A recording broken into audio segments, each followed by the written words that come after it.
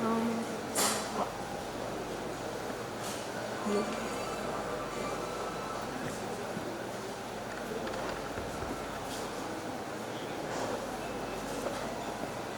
Am I audible?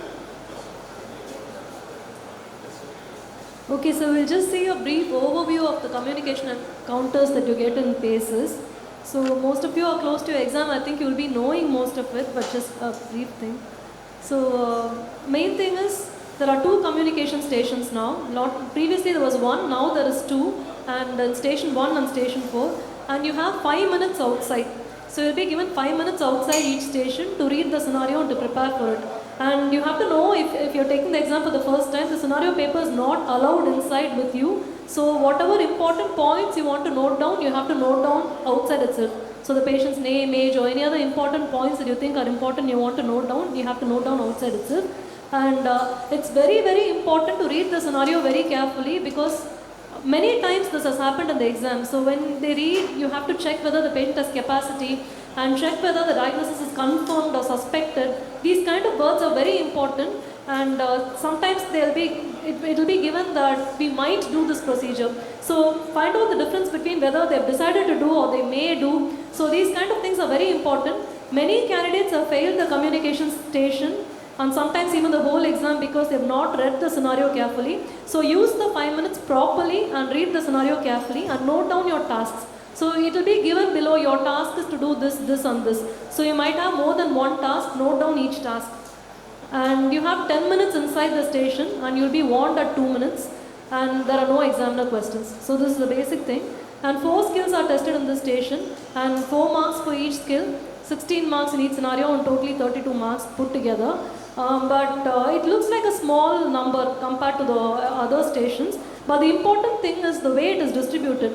So clinical communication and managing patients' concerns are tested only in communication station and the consultation station. So 8 out of the 16 marks is obtained in these two scenarios, and you have to get 11 out of 16 to pass. The margin is very narrow, and this station is very important to pass when you look at this. And managing patients' concerns, again you have to get 10 out of 16 to pass, and 8 marks is in this station alone. And the other two skills that are tested is clinical judgment and maintaining patient welfare, which is tested in all the stations, but still make sure you do it well in this station also. So maintaining patient welfare, you just should not do anything to anger the patient, irritate the patient, or say something that would make him feel undignified or something. So that is the only thing.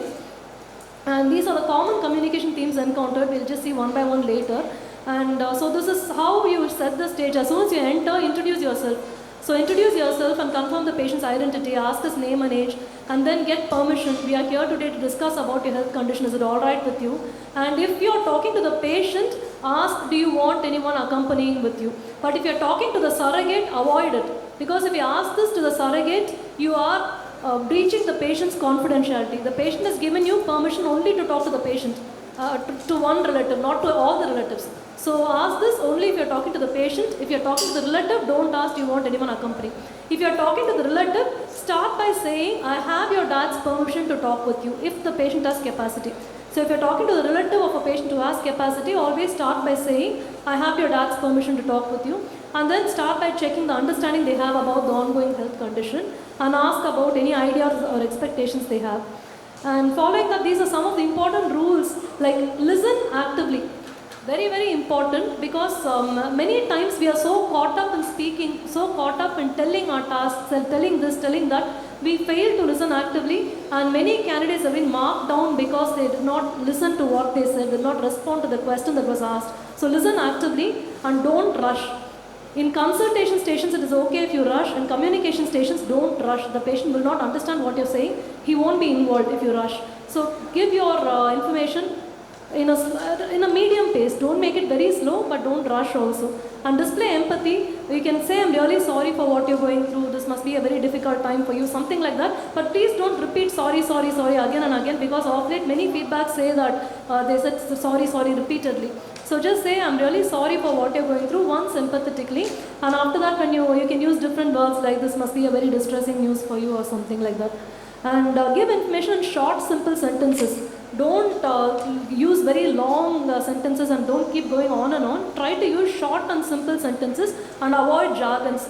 And using a jargon, you will definitely, the marks will be reduced in communication. And pause and check understanding every now and then, and ask for concerns every now and then. And try to involve the patient and take it like a conversation. Don't make it one way, because many times they say they don't involve the patient. So always ask every now and then, what are your thoughts, what do you feel about it? Something like that to involve the patient to see what he feels about it. And be honest and don't offer any false hopes or guarantees. If you think the patient is going to have a very short lifespan, you can be honest with it. You can just put it in an empathetic way, but be honest. And always explore why. When the patient refuses your management plan, ask the reason behind it. And do not evade any concerns. So many times we are so caught up in saying, when the patient asks a concern, we evade it and go it. Or sometimes we are uncomfortable answering the concern. Don't do it. Give direct answers to the concerns. And it's better to avoid definite time periods, definite numbers, unless it is universally known. So if it is universally known, or if it's given in the scenario, you can use it, otherwise avoid it. And substitute definite yes-no answers. In most cases, we won't know a definite yes or no. For example, if a patient who has cancer and there was a delay in diagnosis of 2 months or something, in that case, the patient will ask, like, if you had caught this disease 2 months earlier, my outcome would have been better, isn't it? So by using your judgment, you would think that 2 months earlier would not have made much of a difference. But don't say no. We can say most probably would not have. So you can rephrase it that way so that it won't be a definite yes-no. And definite yes-no is not possible also. So you can say most probably would not have, most likely would have. Something like that you can substitute for definite yes or no. And this is the history that you can take relevant to the scenario. You need not ask everything in every case. You can go based on the case. So all cases, job and impact will be important. In end of life, support available will be important. Dependence will be important. And most, if it is really impacting his job, then financial implications will be important. When you're explaining a disease, then smoking, alcohol will be important. And driving is important in many scenarios, especially seizures, or if the patient has any rheumatological conditions, like in this case ankylosing spondylitis, you must notify DVLA. So driving and flying, like if the patient has pneumothorax, and you can ask for hobbies, contact sports, especially if the patient has AD, PKD, or anything relevant to that case you can ask. And if you're dealing with end of life, or if you're dealing with palliative care, or if you're talking to the relative and the patient does not have capacity, you can ask for advanced directives and lasting power of attorney. Both advanced directive and lasting power of attorney, both are considered jargons. You have to explain it. So advanced directive, you can have, has he written down any legal documents as to how he wants to be treated in his last days? And lasting power of attorney, has he appointed anyone to take healthcare decisions on his behalf? So just, if you can use it, but then explain it immediately. So these are the common themes encountered. So explaining disease is very, very common. So explaining disease has come very often. Many diseases, any disease can come. So starting from ulcerative colitis, Crohn's, celiac, Parkinson's, Huntington's, any disease can come. Once monoclonal gammopathy of undetermined significance came, Guillain-Barré's has come. So any disease for that matter can come. So keep it simple. So first ask the patient's ideas, what he thinks about what's been going on. And after that, you can just tell, we did the test and the results show that you have this condition. So tell the name of the condition first. And immediately say, don't worry about the term, I'll explain it to you. Because it's a jargon. So for example, if you tell the patient you have ulcerative colitis, it is a jargon. Say that from the test, we found out that you have this condition called ulcerative colitis. Don't worry about the term, I'll explain it to you. And while you're explaining it, keep it simple. If you're stuck as to how to start, just start with the part that is involved. For example, ulcerative colitis, it is a gut. If it is Parkinson's, it is the brain. So you can start with the part that is involved. Say that you have a problem in the gut and then tell what is happening there. So if it is inflammation, you can say soreness. If it is degeneration, you can say damage. So for Parkinson's or Huntington's, you can say damage to parts of the brain which will get worse over time. If it is autoimmune, you can say misdirected or in a different system, or disturbance in the different system. So you can just substitute it with non-jargon words and then tell the cause. So why? So the reason is unknown, you can say unknown. If it is genetic, you can say it runs down in families through codes called genes. And after that, you can tell about the symptoms that you expect and the complications and warnings and the treatments and follow-ups that you're going to give. And you can end up by, and in explaining disease, social aspects, history will be important, job, alcohol, smoking, and depending upon the case, any recreational activities, all that will be important. And ask the patient to summarize and offer them leaflets, brochures, and a contact number if they have doubts. And this is explaining procedure, obtaining consent. So this is another very common scenario encountered. So explaining procedure, tell the need for the procedure first. So tell the need for the procedure, and after you tell the need for the procedure, go before, during and after. Just say before the procedure you'll be assessed to see whether you're fit. During the procedure you'll be taken to a sterile room, and just explain it in very simple terms. For example, if you're going for lumbar puncture, you can say you'll be lying on your side, we will clean your back, we will give a numbing agent, and we'll insert a very thin needle through your back and draw out some fluid. So just keep it very simple, don't go into all the intricate details. If you go into all the intricate details, you will definitely end up in at least one jargon. So just keep it as simple as possible, and then after the procedure you will be assessed for some time to see whether you're safe. You will be monitored for some time, and when we feel you're safe, we would let you go. So before, during, after, then complications. So for all procedures, complications will be infection, bleeding, and injury to the neighboring structures. There are many procedures with specific side effects. You can mention that also. And when you tell the complications, highlight the risk and benefit ratio. So tell that the risks are very low compared to the benefits, and in case you do come to any harm out of it, we would keep you under monitoring, and we will manage you for that also. And tell them that you will give them the consent form, they have to read it and sign it, and anytime they want to withdraw the consent, they can. So this is explaining procedure. And always ask the patient to summarize when you are explaining a procedure, because when you ask them to summarize, you are assessing capacity to an extent. So it means the patient has understood and is able to tell you back. So that itself is assessing the capacity to an extent. And starting treatment is another very common thing. So starting treatment, especially of late, anticoagulants are coming very often. So here again, start with saying the need, why you need the treatment. Then tell the importance of compliance and follow-ups. Why they should be compliant with the treatment, why they should come for regular follow-ups, why monitoring is needed. So this is very important. And following that, you have to ask about social aspects. Before that, tell about the side effects. So after you tell the need for the treatment and tell about the importance of compliance, tell about the side effects and any warnings or precautions that you have to give for that particular thing. Then smoking, alcohol, especially their interactions with alcohol, you have to mention it. And if there are any interactions specific, for example, a drug like warfarin will have a lot of interactions. So in that case, you have to tell them to avoid over-the-counter drugs and dietitian involvement for interactions with the thing. And if it's a female, while starting treatment, ask about pregnancy. Whether they are planning to start a family, not only in female, in male, in men also. If you're starting a drug like methotrexate or you're starting chemotherapy, you have to ask them to, you should tell them that they should not start a family or plan a child even on a men when they are taking important drugs like methotrexate or chemotherapy. So in that case, sometimes in chemotherapy the concern can be very rarely they can go for permanent infertility. In those cases, you can ask them to consider other things like sperm banking also. And so this is counseling regarding management plan. It's very similar to starting treatment, but certain specific diseases come, like coronary artery disease comes, like post myocardial infarction and delirium, or sometimes non-alcoholic fatty liver disease, dyslipidemia. So all these counseling has come of late. So in those cases, exploring lifestyle would become very important, like whether the patient is following a regular physical activity, reduction in weight. So all that would be very important. And also about smoking, alcohol, and hypoglycemia and hyperglycemia. These two are very common to come as counseling regarding management plan. So hypoglycemic unawareness, repeatedly coming with hypoglycemia, is very important.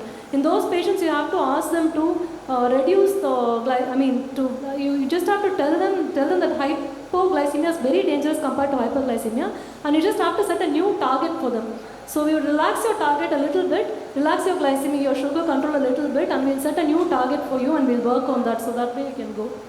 And breaking bad news, one very common mistake made in breaking bad news is keeping the first sentence very haphazard. So don't do that. Always, as soon as you go in, just tell them that I'm really sorry. First establish the ideas, then say I'm really sorry, I don't have good news for you today. Give a pause, and then the next sentence should be short and straightforward. Don't beat around the bush. So if you want, reverse a sentence outside itself. For example, if it is a cancer that has spread to the back, you can just say, I'm really sorry. You can first say, I really don't have good news for you, and after that you can say, you have an advanced cancer and it has spread to your back. And then give a pause. So whatever the news is, make sure you rehearse that sentence outside so that you don't beat around the bush after you go inside with the patient. So it has to be short and straightforward, and before that you must give the warning shot. And after you break the news, give a pause Wait for the patient to respond. Don't rush after that, because sometimes breaking bad news scenarios are combined with 2-3 other things like palliative care and also with explaining procedure. So the candidate is so caught up in finishing everything, they will keep on rushing. So for breaking bad news, whatever it is, you have to give the candidate, the surrogate, time to take in the news. And in case they don't talk at all, you can ask them, you can offer water. Can I give you some water, some tissues? And after that, if they still don't talk at all, you can say that this must be really difficult for you to take in. This news must be very difficult for you to take in. Is it okay if I proceed, or do you need more time? So get permission and proceed if you're breaking bad news. And this is another important thing. So impact on jobs, so firefighter, bronchial asthma, celiac disease, chef, and what's it called, the other one, the anaphylaxis in chef. So all these are very important. So in these patients, you just have to tell them the need to switch over to an alternate job. So start with the need. So tell them that if you continue this job, this can be very dangerous for you. Whatever it is, tell the need to switch them over to the alternate job. Explore the implications it will have on their activities of daily living, and also the reasons why they may be reluctant to switch over. It can be their passion, or it can be financial. So just explore why, and then divide it into two. So whether it's going to just affect the patient alone or the public. So if it's going to affect the patient alone, ultimately it is autonomy. For example, if a celiac disease patient wants to continue to be a chef, it is his autonomy in the end. But if a bronchial asthma, if a firefighter, if it's really triggered by smoke each and every time, you cannot completely leave it to his autonomy. You have to ask him to intimate the occupational health. Because if it's really affecting the job, it's a public health issue. So in those cases, you have to say. So if a patient has seizures, he cannot continue driving. So that is not his autonomy. So it's regarding whether it's a patient's autonomy or not, it depends upon whether it's going to affect just the patient or everyone around him. And medical error is a very common scenario, I think all of you would know. So medical error, you can start with being honest, tell them about what happened, offer an apology. I apologize on behalf of the entire team. So offer an apology and tell what you're going to do about the error, and then tell what you're going to do for the patient. So what you're going to do for the error, you can say that I'm really sorry for what has happened, and we will form an urgent meeting to see why this has happened. I apologize on behalf of my team. I would be writing an incident report to see why this happened, and I would inform the hospital's risk management team. If the patient wants to complain, you can guide them to the patient advisory license services. And so this is medical error. And complication of a procedure, this is another common scenario. So complication of the procedure, you have to tell them that it was done in the best interest of the patient. So we did this procedure in the best interest. Unfortunately, this happened. So this can be sometimes explained to the patient, this can be sometimes explained to the relative. So if you explain to the relative, you have to also tell them. So they might be angry, they might ask why it was done. You have to say that your dad was aware of the side effect. We explained it to him, and he was aware of it, and he gave consent for the procedure, and then only we did it. So you can put it that way. If you are talking to the patient, sometimes it can be like, I was not aware of the side effect at all. In that case, you can offer to look into why he was not told about it. So side effect of medication is very similar. And delay in diagnosis, take it just like a medical error case itself. Uncertainty is another very common thing. So in uncertain scenarios, you can just you can say, I'm sorry for what has happened. So many scenarios are uncertain. So in those cases, you can just say, I'm sorry for what has happened. And after that, you can just say that you would look into the issue, because it is uncertain now. Say that I would look into the issue and see what happened, and I'll get back to you. And after that, you can rationalize why that thing has happened. For example, you don't know whether there's a delay or not. The patient was seen by the GP and he did not diagnose cancer. In those cases, you can just say that when your GP he thought about the common things first. That is why he probably did not think about cancer. But then I would definitely look into the issue. So recently, that advanced directive, a patient who had advanced directive, do not resuscitate, he had an advanced directive saying do not resuscitate, but he was resuscitated. So that scenario was a little uncertain. So in those cases, you don't know whether it's an error or not. You don't have to say it's an error, not necessary. You can just say, I'm really sorry for what has happened. We should not have done that. But in an emergency, the team would not have known. They would not have had time to check. But then once again, I'm sorry, I would write an incident report. So you can just finish it like that, or rationalize why it was done, and then offer to investigate the matter. And palliative care, end of life care, all this is very common. So Dr. Nivedita, how will you explain palliative care? No, I was just kept on talking. First, I would consider palliative care in a patient who is in the terminal stage of the disease. Okay, it's given outside that you're going to give palliative care. So I will tell the patient that we are not going to treat the disease, but we will treat the symptoms like pain, pain relief I will give. I will see that his nutrition, ventilation and pain are taken care of. We are not going to compromise anything on that. But the ultimate disease process will not be treated. Because even if we treat, there is not going to be of much benefit at this stage. It is going to be more inconvenient to the patient than doing good. So we will see that it is we will take care of all the symptoms which he is suffering from. As I said already, his nutrition, hydration, ventilation, inotropic support, pain relief, all these things will be taken care of. You don't have to say everything. You can just say that his disease has reached a stage where it cannot be cured. So we have put him under a type of care called palliative care. I mean, what you said was fine, but nutrition, ventilation, so many details not necessary. You can just say that we are putting him under a care, supportive care. We aim to relieve him of all his symptoms and aim to keep him as comfortable as possible, but it is not intended to cure the condition. So that if you say it's enough. If he asks what, you can say like if he has pain, if he has a feeling of throwing up, all that we will address. And in palliative care, you can discuss about advanced selective and lasting power of autonomy if the patient has accepted the diagnosis.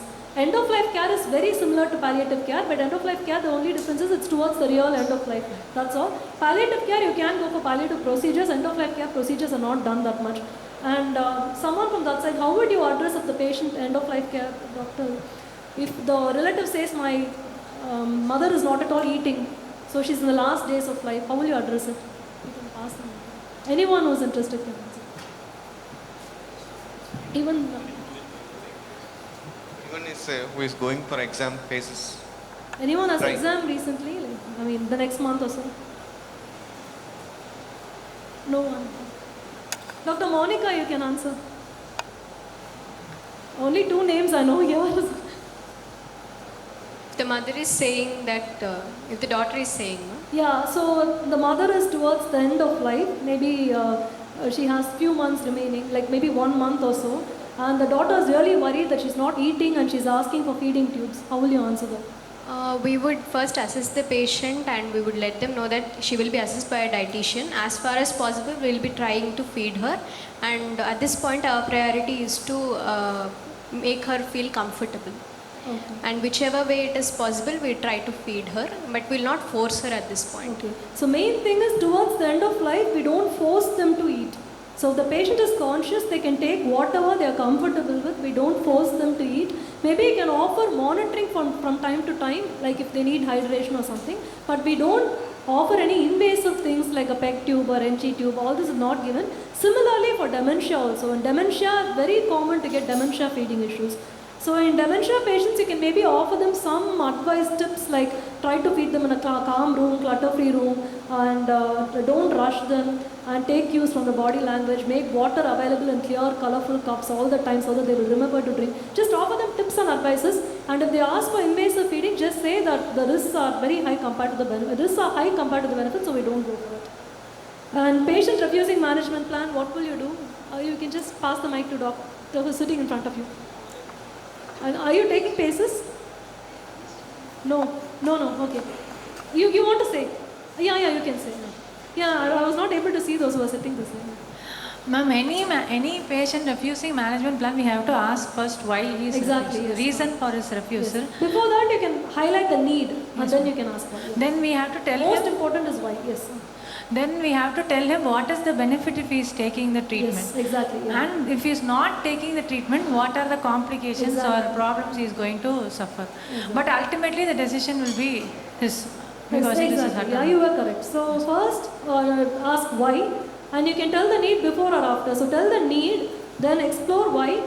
Very important is there won't be one why. So once the scenario of infected endocarditis wanting discharge, she had 4 reasons why she wanted discharge. So after you sort out one thing, if she still says I want to go home, again ask any other reason. In my exam, at the 4th why only he said why he wanted to go home. So you can keep asking, don't nag him, but just rephrase it again, any other reason why you want to go home. So always explore why, try to sort out every why. And after that, tell them all that can go wrong, even the worst possibility. If you think death is a possibility, tell that also. If they still refuse, you can offer senior help or consultant help. If they still refuse, it's the autonomy. If the patient has capacity, it's the autonomy. And relative refusing management plan, relative does not have any right. So relative, you can just say that relative refusing management plan will depend upon whether the patient has capacity or not. If the patient has capacity, patient's decision is final, no question at all. If the patient does not have capacity, ask whether he has advance directives or lasting power of attorney. If he has advance directive is the same.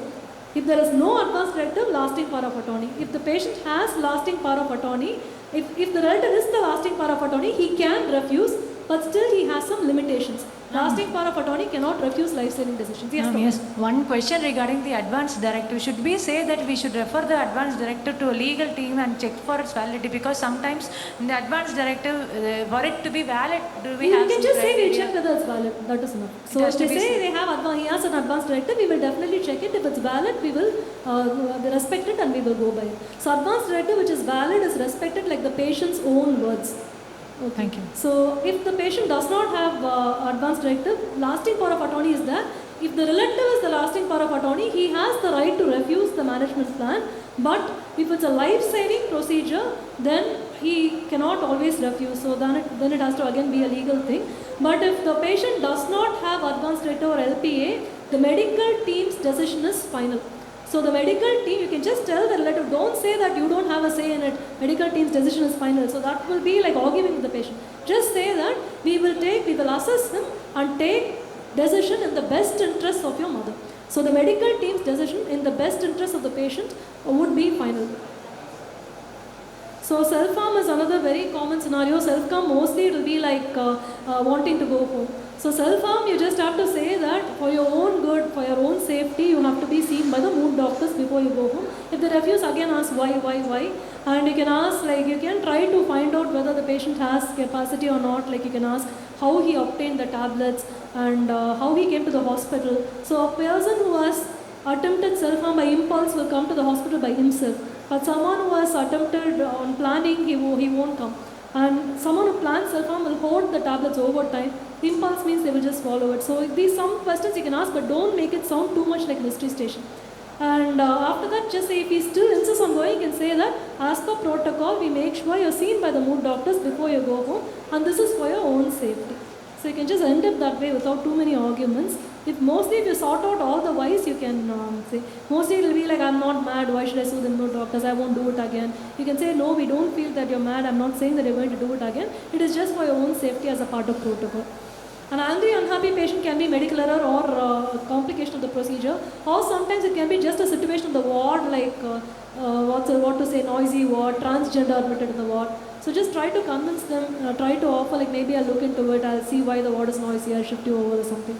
And DNA CPR, again, does anyone want to say how you would explain DNA CPR? Do you want to try? You have your exam, right? How will you explain DNA CPR? I'll try to finish it in another 5 minutes. We'll explain. I'm not able to, it's not audible, it's audible. We'll explain the relative that the patient has already made the decision that DNA CPR, which is No, the medical team has decided DNA CPR. So the medical team has decided to do not resuscitate. They made the decision of do not resuscitate. You have to communicate it either to the patient or the relative. Either way, how will you explain it? At this point of time, we can't resuscitate the patient. Okay, no problem. So you can just say that, you can first explain what resuscitation is. We have made a decision of do not resuscitate. Have you heard about it? They would probably say no. Then you can say when a person's heart stops beating or when he stops breathing, we try to restart the heart by pressing down on the chest or giving some medications. But in your mother's case, we have decided not to do this. So in case her heart stops beating, we have decided to let her die in peace. The reason why we have decided that is, your mother's health condition is very poor now and she won't benefit out of it. So if we try to restart the heart, we will not be successful, we will mostly not be successful, and in a rare chance if we are successful, there is no chance that she would regain consciousness, and breathe without the help of machines. So it is not possible. So in that case, it would only add to her misery. It won't be of any benefit to her, because this procedure also has some, it will be very inconvenient for the patient. So we can let her die in peace and dignity. And the other treatment will continue. So that is another very important concern here. So we are not going to treat her. So all the other treatment and all the other support is going to continue. Only in case her heart stops beating, we will not resuscitate. And brain death and withdrawal of care is rare. So in that case, you can just say that I'm really sorry to say your father's brain has stopped functioning and he has died. It's only the machines that has helped him to breathe, and it's only the drugs that is making his heart beat. But otherwise, your father has died. So just tell that death has already happened, and you're going to withdraw the care. Explaining genetic disease, you can get autosomal dominant polycystic kidney disease, myotonic dystrophy, familial adenomatous polyposis, multiple endocrine neoplasia, HOCM, and something else. Yeah. So these are the common genetic disease, Huntington's chorea. So genetic diseases, whether you're going to test the next of kin, the family or not, depends upon whether treatment is available or not.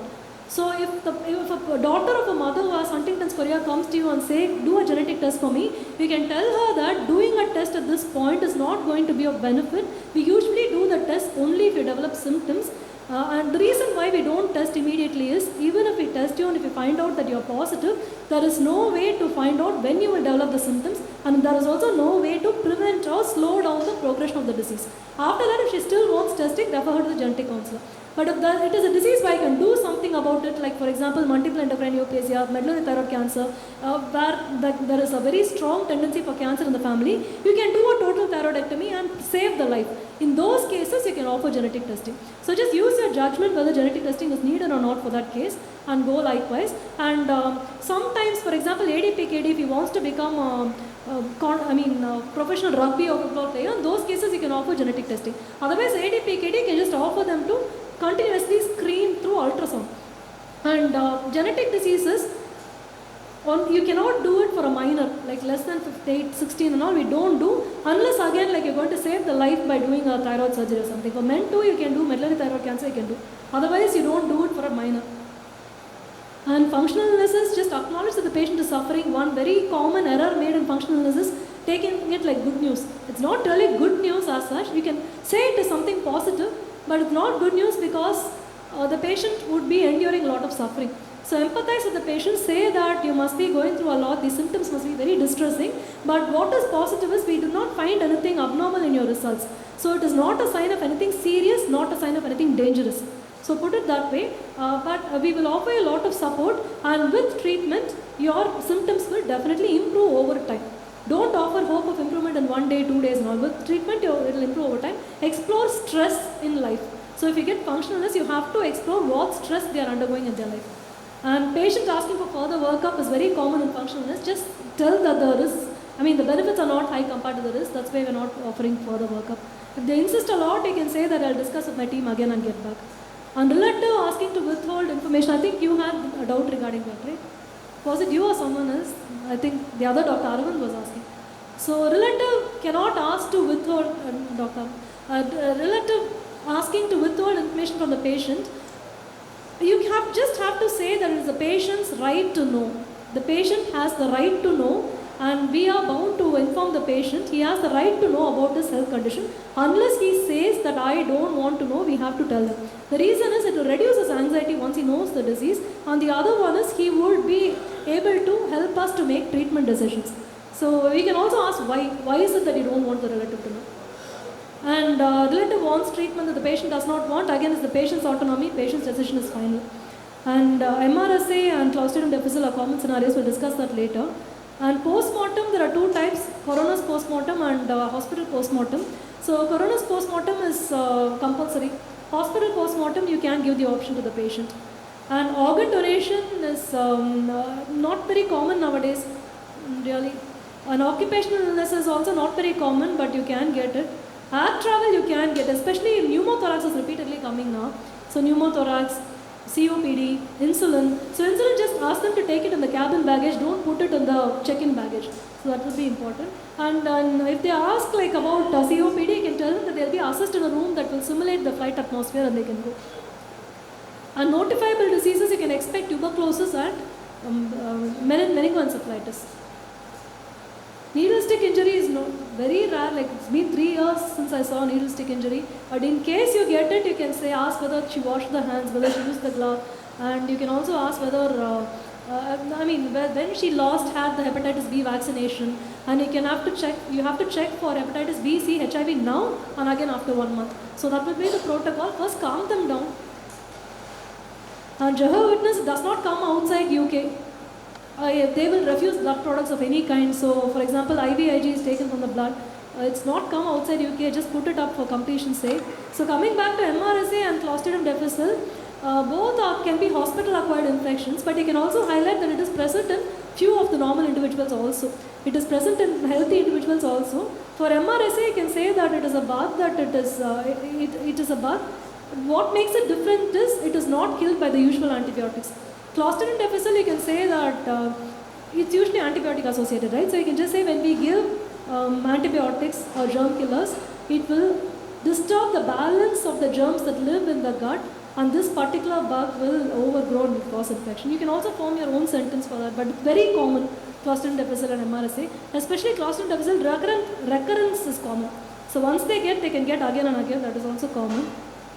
So go give a good closure, arrive at a management plan if necessary, summarize or ask the patient to summarize, and highlight the important next steps. So what monitoring you're going to do, what follow-ups you're going to do, and any more concerns. So make sure you have addressed all the concerns. So in consultation stations, concerns is in the last 2 minutes, but here concerns is throughout. You can start from the beginning to address the concerns, but in the last 2 minutes you have to make sure there are no more concerns. So that is important in the last 2 minutes. You can also summarize in the last 2 minutes and thank the patient and offer monitoring follow-ups, leaflets, brochures, contact numbers, anything. If you have time, you can just add things to that. And go with the flow, like you would have practiced many scenarios with your mentors, with your study partners, you would have seen scenarios in textbooks. But what you get in the exam can have a very small and very significant and important difference. So read your scenario carefully and go with the flow. If you go with prefixed ideas, you might end up messing up the entire station. So don't go with any prefixed ideas, go with the flow. Read your scenario carefully and go by what the surrogate says. Listen very, very keenly. Thank you.